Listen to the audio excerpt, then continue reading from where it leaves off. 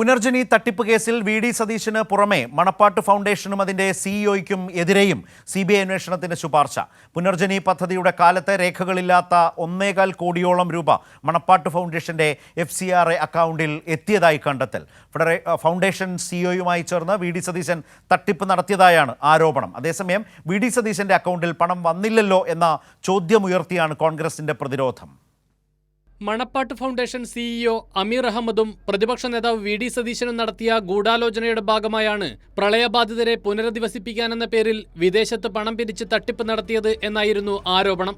തുടർന്നു വന്ന പരാതിയുടെ അടിസ്ഥാനത്തിലാണ് വിജിലൻസ് അന്വേഷണം നടത്തിയത്. 2018 മുതൽ 2022 വരെയുള്ള പുനർജനി പദ്ധതിയുടെ കാലയളവിൽ മണപ്പാട്ട് ഫൗണ്ടേഷന്റെ FCRA അക്കൗണ്ടിലേക്ക് 1,22,23,152 രൂപ വന്നതായും കണ്ടെത്തിയിട്ടുണ്ട്. ഇതുകൂടാതെ മണപ്പാട്ട് ഫൗണ്ടേഷന്റെ കറണ്ട് അക്കൗണ്ടിലേക്കും സിഇഒയുടെ അക്കൗണ്ടിലേക്കും പണം എത്തിയിട്ടുണ്ട്.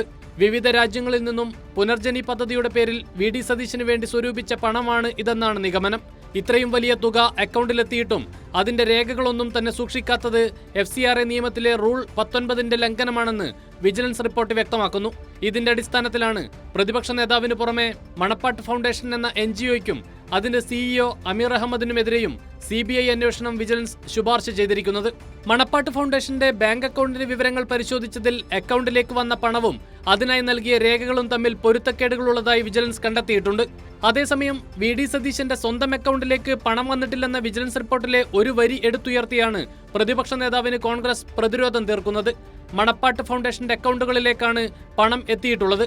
അതുകൊണ്ട് തന്നെയാണ് വി.ഡി. സതീശന് പുറമെ മണപ്പാട്ട് ഫൗണ്ടേഷനെതിരെയും CBI അന്വേഷണം വേണമെന്ന വിജിലൻസിന്റെ ശുപാർശ.